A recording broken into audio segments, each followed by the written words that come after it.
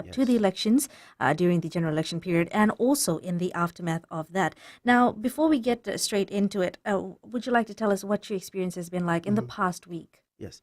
Really harrowing. As you know, the Media Industry Development Authority has a specific role to play in the context of elections under the Electoral Act. But more so, in my capacity as the Director of the Human Rights and Anti-Discrimination Commission, we've had to ensure that minimum human rights standards are met in terms of elections. And this includes ensuring that there's freedom of expression in the country, ensuring that people are able to cast their votes freely without fear of reprisal and recrimination, because it's an important right to political participation in our constitution.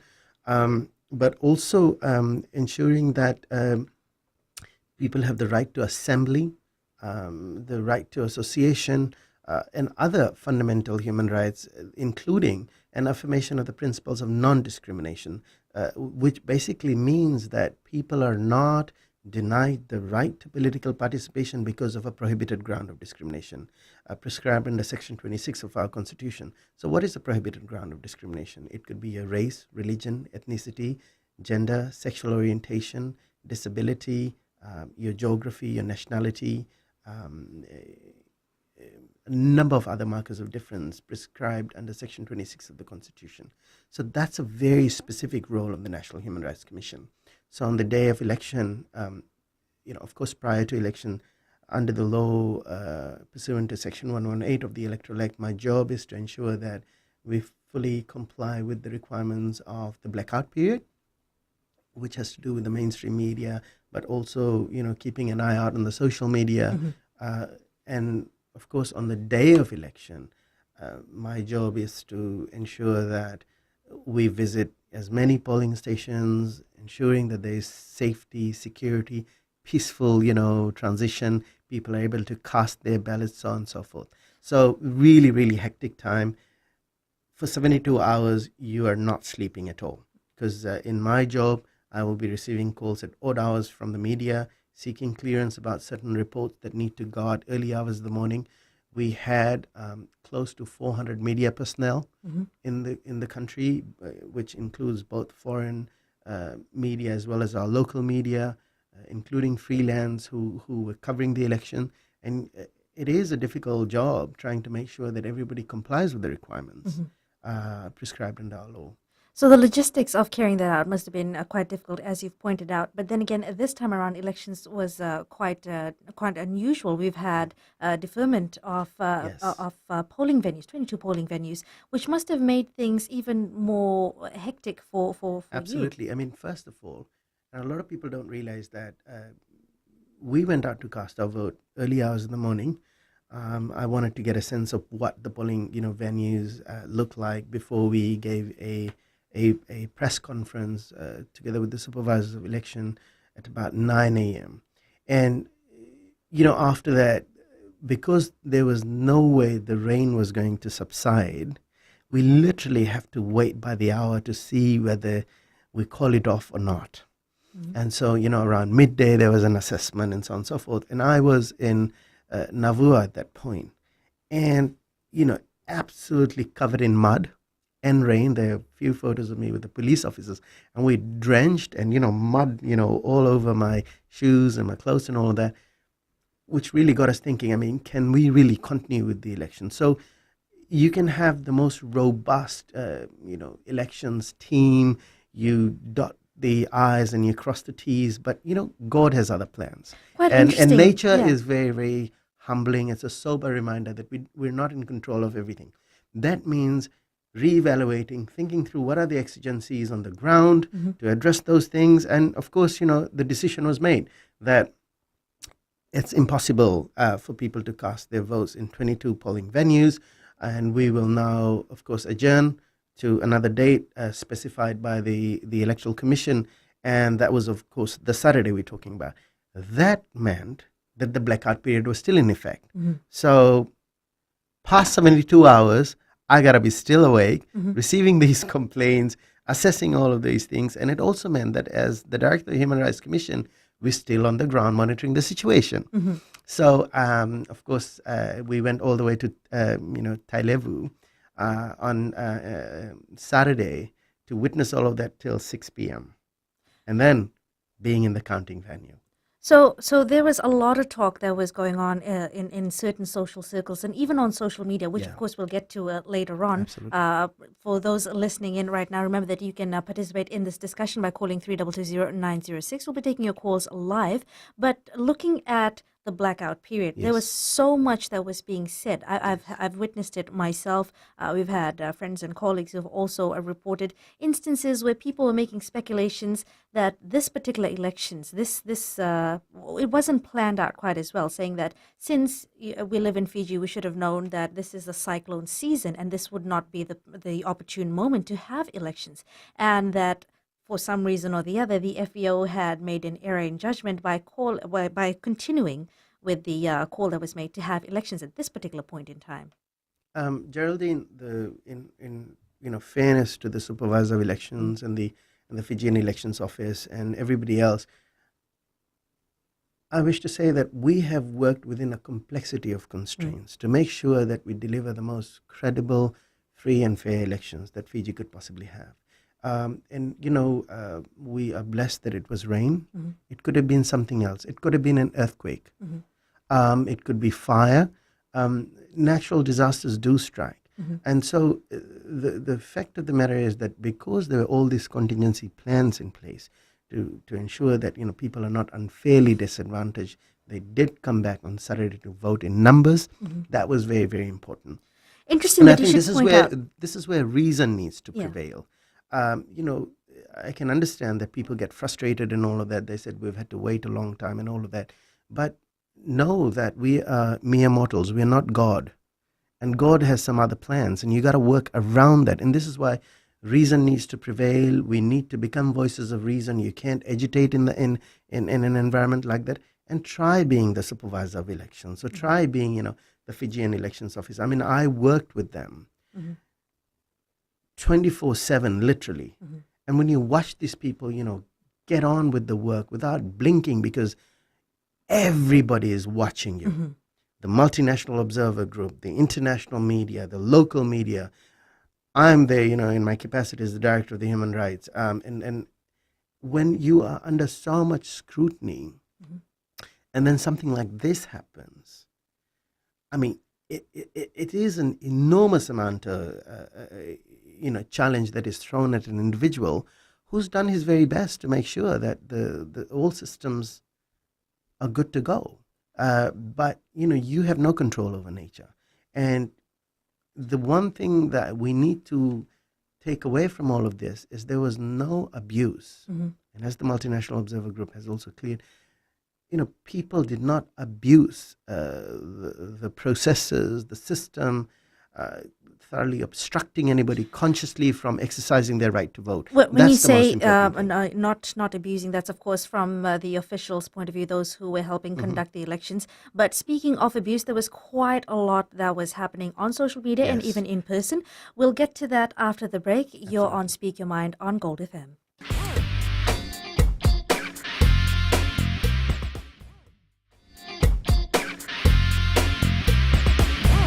Good afternoon. You're on Speak Your Mind on Gold FM. I'm Geraldine Sen, and our studio guest today is Mr. Ashwin Raj, the chair of MIDA and also director of Human Rights and Anti-Discrimination Commission. Now, Mr. Raj, earlier we were talking about just how difficult the past week has been, given that the elections was underway, and it was quite an unusual elections.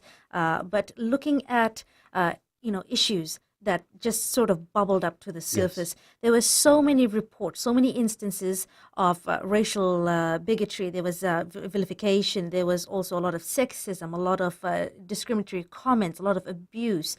All of that was rife, not only in person, but especially on social media.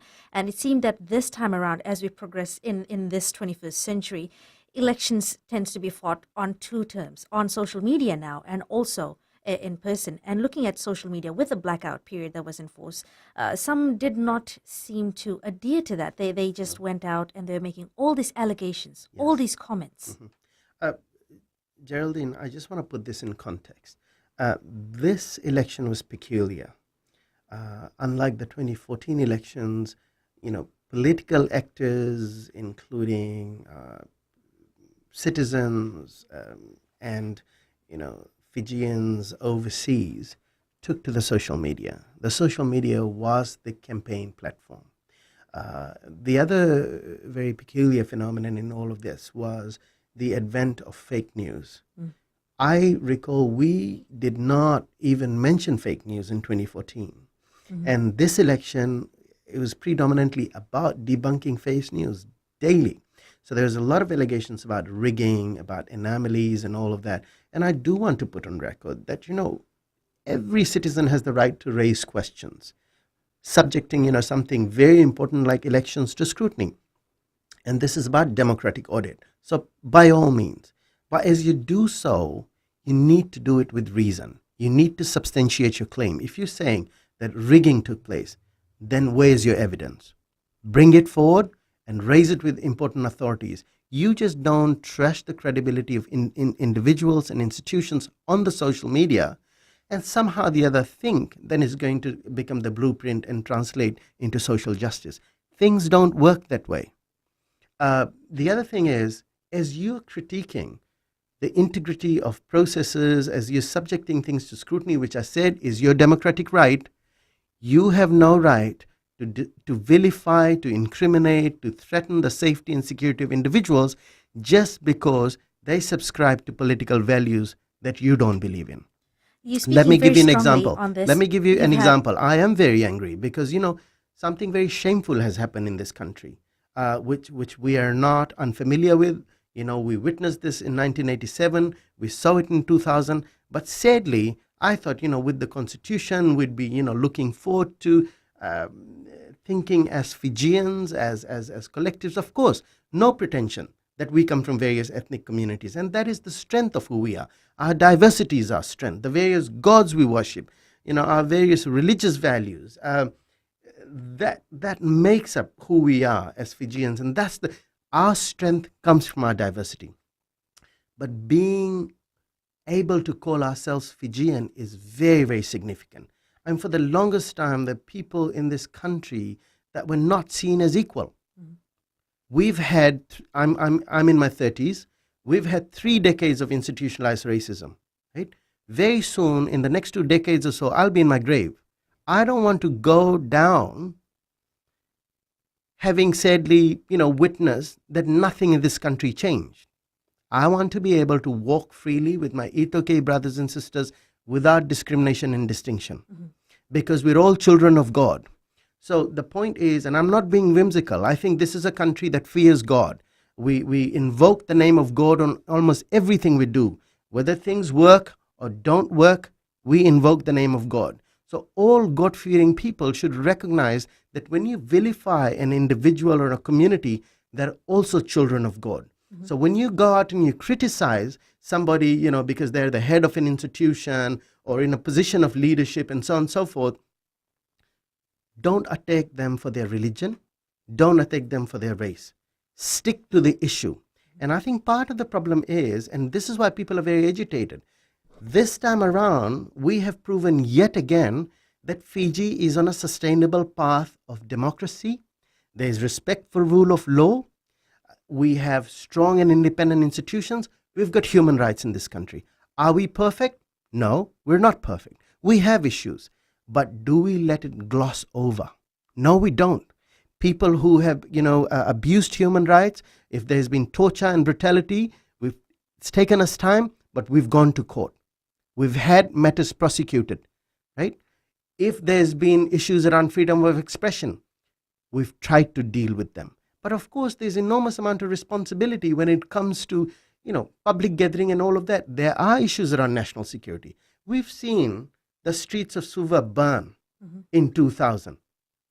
Enormous amount of responsibility bestowed upon security forces to make sure that everybody is safe and secure as we exercise our right to peaceful assembly or freedom of expression. This is what people don't want to acknowledge, that we've had a history of violence in this country, that we've had looting and burning and raping and all of that because they are targeting communities, because race and religion are the preferred political capital that you actually need to to keep yourself alive in politics. Quite correct. It did rear its ugly head. There was a lot that was being said on the basis of someone's of their ethnicity and also on their religious beliefs. Now, for some reason or the other, it seemed that the Muslim community sort of became the target of most of this. They were Yes. being and sort of in connection to what people had perceived, that just because there were quite a lot of people of Islamic faith Yes. that were in position of power, should we say, and also saying that just because Mr. Ayah Said Qayyum was there, that these people had been allowed to Right. so-called prosper and to live pretty lawlessly, which is pretty outrageous. It is outrageous, but Geraldine, let me put this in perspective. It wasn't just Muslims who were targeted. I mean, you know that we put out an advertisement in the newspapers. We've asked members of the public to lodge a complaint with us, including furnishing us with screenshots of people who are vilifying, sowing seeds of hatred and division, inciting violence on the grounds of race and religion. My phone's saturated with complaints in Sunday. People are calling in the most incessant manner. And, I thank everybody for their courage. It takes a lot of courage to take the risk of going out and complaining because they know they can be vilified. Of course, we're dealing with it in the most confidential manner. But I want to go out. Were they really only targeting Muslims? Well- For the most part, yes. But then what we also witnessed, and I've gone to the social media, we've looked at it, every community has been targeted. So Indo-Fijians were targeted, and I'll show you some screenshots where they said, we are wishing for another coup, we will rape your wife, and we will rape your mother. That's one. To that, some Indo-Fijian writes and talks about, X particular, political party saying, oh, so what happened to your Jesus Christ? There were also So, I mean, instances. is this, you see, I want to be very honest, and I'm a little emotional because I'm angry and I'm ashamed that these are our people who are talking like this from both communities. There's a lot of complicity. So when you talk about racism, when you talk about racial and religious vilification, we should not think that one community is a victim, another a perpetrator. Yes, we've had a history. But sadly, what we're also witnessing is that some of our own people who were historically thought to be victims are quite part of it. I mean, you think about somebody like Firoz Ghulam Muhammad, actively giving credence to communalism, right? You think about that individual who, chastised a particular political party saying, oh, you guys lost whatever happened to you, Jesus Christ. Is he any better than the Itoke individual who said, I want to rape your mother and your wife, and I want another coup? These people, in my eyes, are no different. They're all low-life human beings. And no democracy, like I said, can be built on fear. And that's where you need to step in and sort of break the cycle, which Absolutely. is why you put up We need to this. speak up. We need Right. to speak up. So we would like to continue this discussion. Remember, for all our listeners listening in, you're on Speak Your Mind on Gold FM with our guest today, Mr. Ashwin Raj, Director of Human Rights and Anti-Discrimination Commission and Chair of MIDA. If you want to participate in this discussion, you can call us up 320-906. We'll be right back after this break.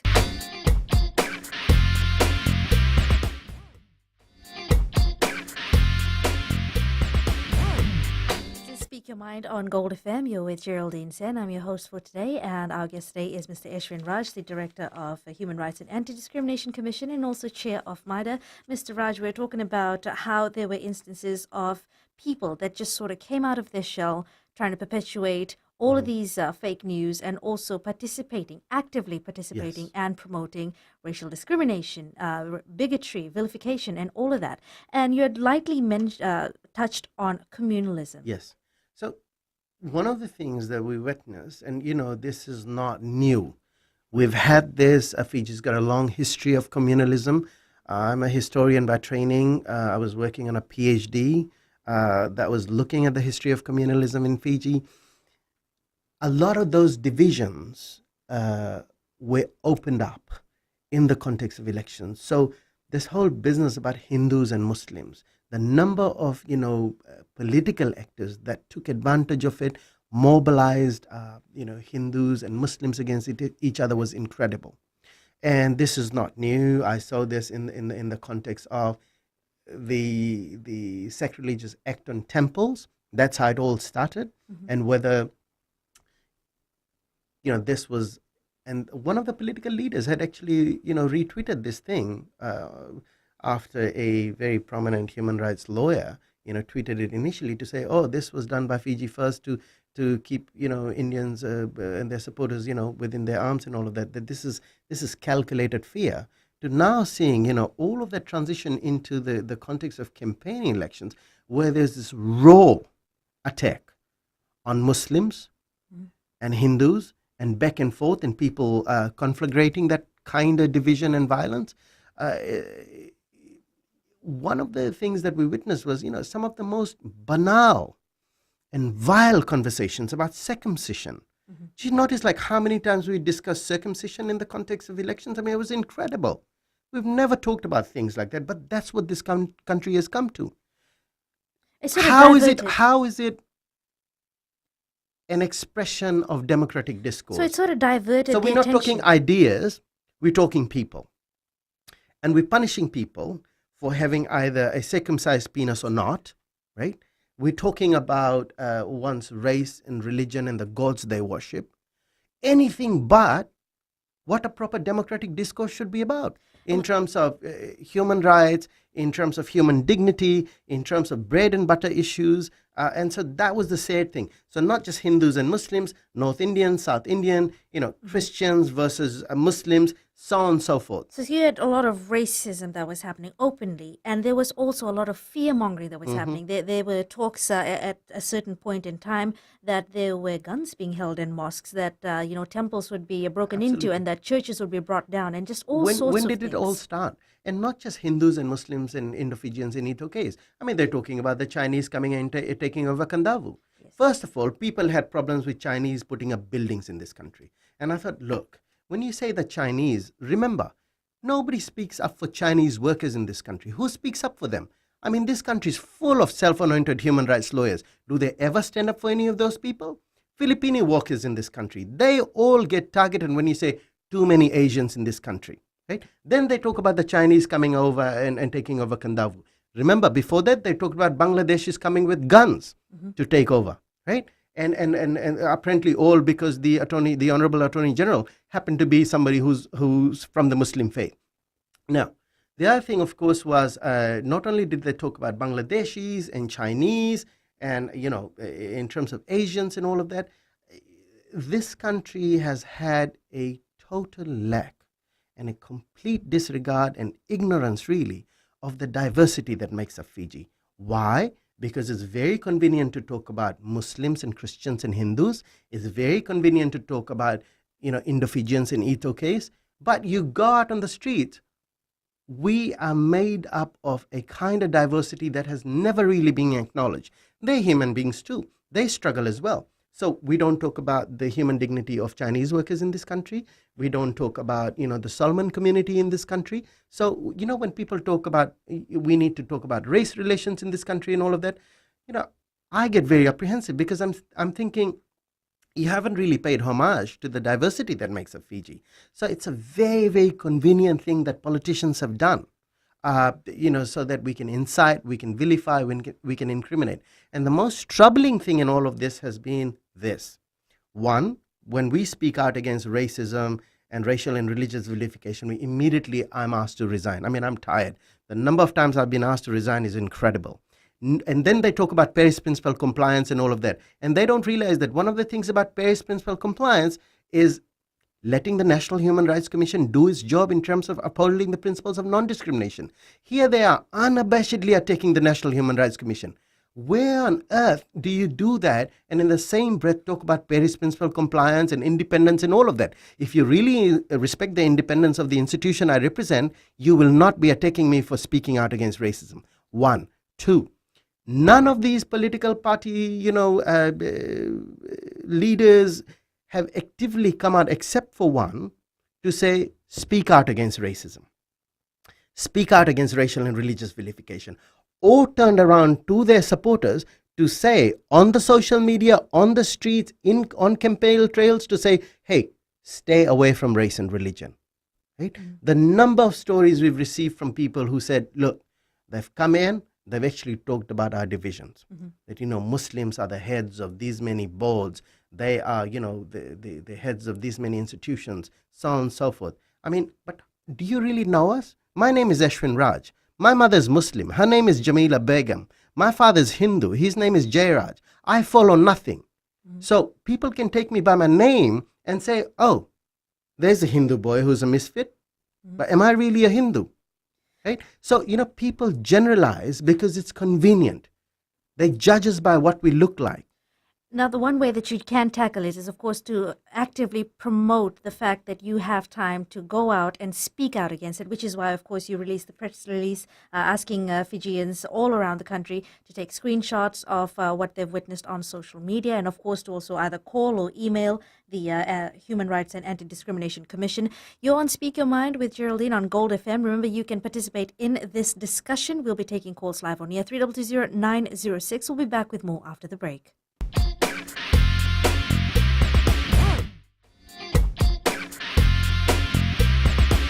This is Speak Your Mind on Gold FM. I'm Geraldine Sen, your host for the day, and we have our guest in studio, Mr. Ashwin Raj. Now, Mr. Raj, we were talking about, very, very robust discussion about how there's so much that's being said, so much that's being done, and it seems like it's just not dying out, which is why, of course, you had to issue a press release asking everyone, in whichever capacity that they are, to sort of take screenshots and actively speak out against racism, against bullying, against oppression. Yes. And you've mentioned that you've got numerous calls, emails, screenshots. Yes. And we've already spoken about how there's ethnic division that was being created, not only with the Islamic community being targeted, but also the Gujaratis. The Gujarati communities. This is what I was saying over the break. I mean, this time around, one particular political party, specifically mentioned the Gujarati community. What I found interesting, again, being a historian, the Gujarati community apparently, stereotypically was associated with that particular political party at one point in our historical political conjuncture, and it wasn't an issue. But this time, they've singled out the Gujarati community and made an issue out of it. I'm wondering, why does it matter that they are Gujaratis, right? Why specifically single out the community? And did people ever think, in their infinite wisdom, that, look, if we point out at a particular community, should there be political mayhem, they're going to be targeted. Who's going to stand up for them? We've seen enough looting and burning, right? When people get threatened. We, on the one hand, here's the irony. We claim we believe in freedom of expression. We want fundamental human rights and freedoms reinstated because people are lamenting that Fiji is not really a free country and all of that. And on the other hand, the same people then go out and vilify and threaten and, of course, look the other way when they're being abused, right? Because these other communities have exercised their right to political participation. Right? They don't understand the most fundamental thing about democracy, the right to be able to choose without being vilified, without being incriminated and all of that. People are being systematically targeted for, subscribing to a certain political party and political values and all of that. Shops have been targeted. People have called me, shop owners have called me to say, look, I'm actually being threatened. Right? So we must reflect on this and say, what does it actually mean? Do we want to walk hand in hand and make this country work? Or do you want to sow the seeds of division so that we are at each other's throat, so that some of us can have a very, very comfortable political life? It's for all of us to reflect. So let's look at what happens once these reports are made, once they submit evidence, hard evidence, screenshots of things that have been said, all these accusations that are being made. This is a two-pronged thing. One, it's very difficult, of course, since it's on social media. You cannot verify the person behind the screen or behind the keyboard. That's part of the problem. And two, what happens once this report comes through? So, it's done on the basis of anonymity. A lot of people claim that these are, Fijians living abroad and all of that. But my point is that I am going to do this in the most relentless manner. I'm going to take it up with the police anyway, and it is incumbent on the police to find out who these people are, right? If they happen to live in Australia and New Zealand, then perhaps it's time I wrote to Australia and New Zealand to say that these are the people that you have, right, in your jurisdiction, if you believe in human rights and human dignity and all of that, get involved, speak to them. Right? You see, you can't talk about human rights and democracy in Fiji and keep us on a check and not look at what some of these people are doing in your own backyard. And the other issue is that if you come back to me and say, oh no, we believe in freedom of expression, so people in our countries can talk about whatever it is that we're talking about, then I have one question for you. Do you believe in the right to be free from discrimination, from hatred, from violence? Right? So that's the point. I mean, I don't want to be polite about these things. I've had enough of it. We know what will happen. The country will burn if we don't take the courage to stand up and speak out against this thing. And like I said to you, there's a lot of complicity. For every Itoke, there's an Indo-Fijian who makes these remarks too. And shame on all of us for doing this, right? And the most important thing is, the people have been talking about race and religion. Women have been vilified. The number of women, including yourself, who've been vilified for speaking your mind and doing your job. How many women in this country, and pardon me for using this expression, have been called a bitch because they said something which was not one that subscribes to, people's political values, right? The number of people who've been attacked for their sexual orientation is incredible, right? I've been subjected to so much incrimination because of the question of sexual orientation. I've been told that I'll be raped in prisons and all of that. They've sworn at my mother, and my parents, who've got nothing to do with the job that I do. But this is what they call democracy and freedom of expression. So perhaps, Geraldine, it's high time we start talking about the possible impact of the Online Safety Act in terms of what happens next. Yes, police is going to do the investigation, but something like the Online Safety Commission is going to be so important because people are being subjected to harm. The online space, and if you look at all of these anti-government block sites, Exposed Fiji Forum and all of those other sites, apparently it was made to push so that Fiji returns to the rule of law and democracy and all of that kind of business and freedom of expression. It's just full of people who are sexist, who are misogynist, who are racist, who are bigots, and all of that. So I don't see how they make up the elements of human rights and democracy at all. It's quite ironic, really, looking at it, because I've had a look at those forums and those pages. If the basis of their existence is that they want to promote, people speaking their mind, bringing out certain issues, then it seems like they themselves are not regulating what is going on, because you could have people swearing at each other right there. One post saying something and the other one saying something else. We'd like to discuss that more, but we'll do that right after the break. This is Speak Your Mind on Gold FM.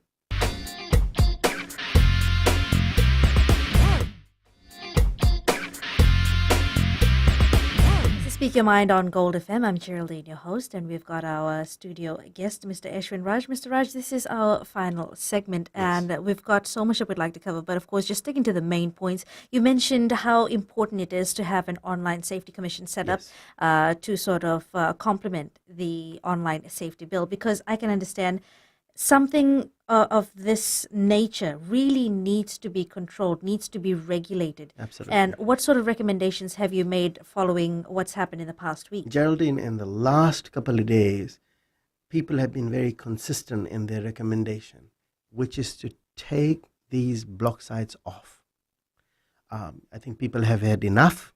They can see the enormous amount of damage it is doing, because it's not just confined to the social media. What they say on the social media is not translating in terms of our actual relationship amongst each other, in terms of, communities. And so one of the recommendations that people have made is that we must, take off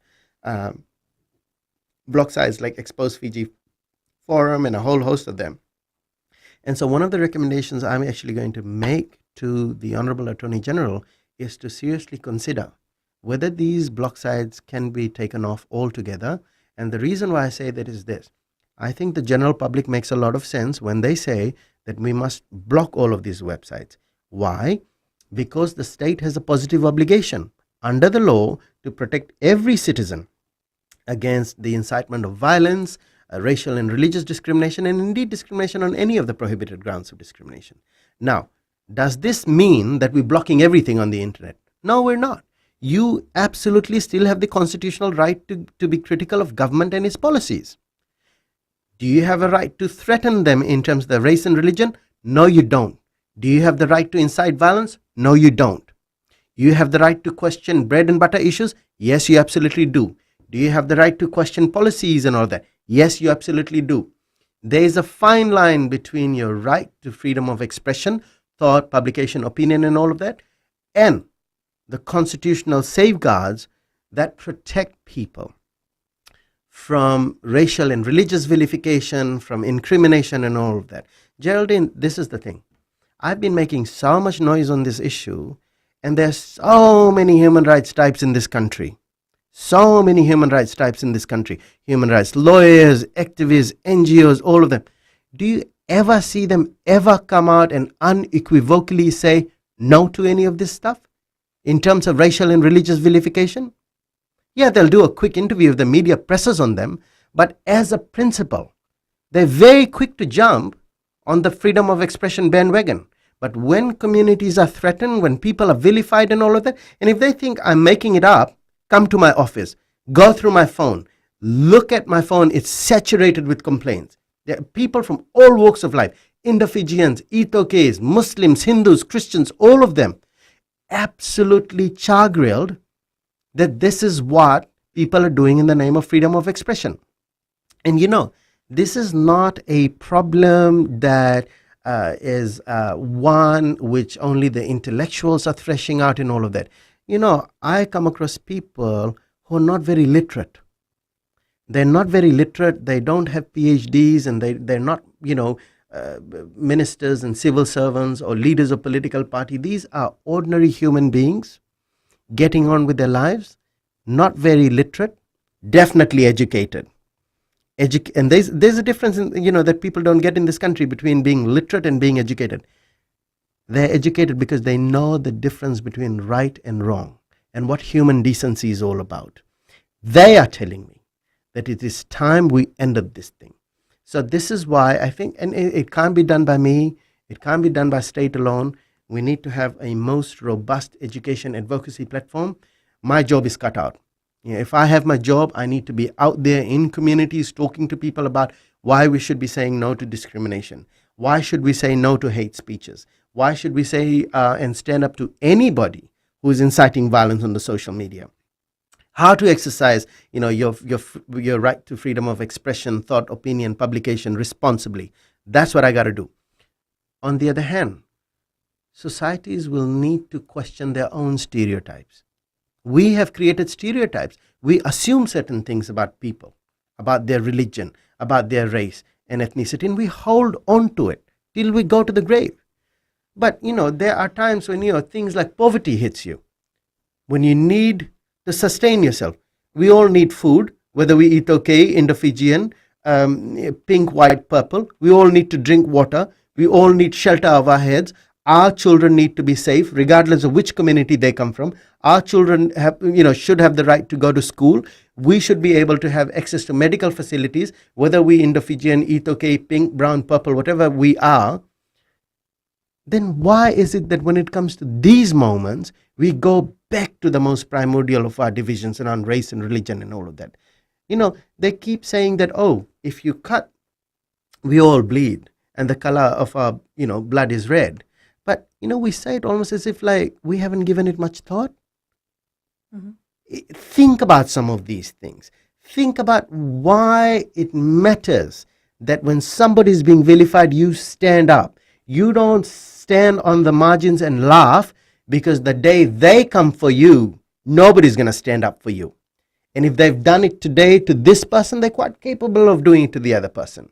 Right? So for those who want to stand up and actually make a stand against it, some may actually be wondering, yes, I do feel very strongly about it, but I am worried about my own safety. So those who would be wanting, if they haven't already forwarded their complaints or the issues regarding all of these instances, are they guaranteed safety and confidentiality? That Absolutely, their names Geraldine, will not be out there? We are bound by the Human Rights and Anti-Discrimination Commission Act to deal with complaints in the most confidential manner. people get very angry with us to say, you haven't really spoken out about this particular complaint or that particular complaint. I have to remind them that we don't actively discuss names of individuals who lodge complaints because, we're bound by the strictest law around confidentiality. So, and we know it's important that their safety, their security is always paramount. And we don't want to compromise that because we know that this is a very sensitive thing. But have the courage of conviction to report these things. We want to be able to take it to the police. Have the courage of conviction to say, no, we're all children of God. We are all equal. We must stand up for each other. And a house divided is one that falls. Thank you very much for that and for your time and for appearing on the show. Remember that if you have happened to have come across these instances and you'd like to speak out against it, you can call the number 9709-894 or 9142-539. Or you can also send an email info@fhradc.org.fj. That wraps up this session. This is Speak Your Mind on Gold FM. We'll see you again next week. Thank you.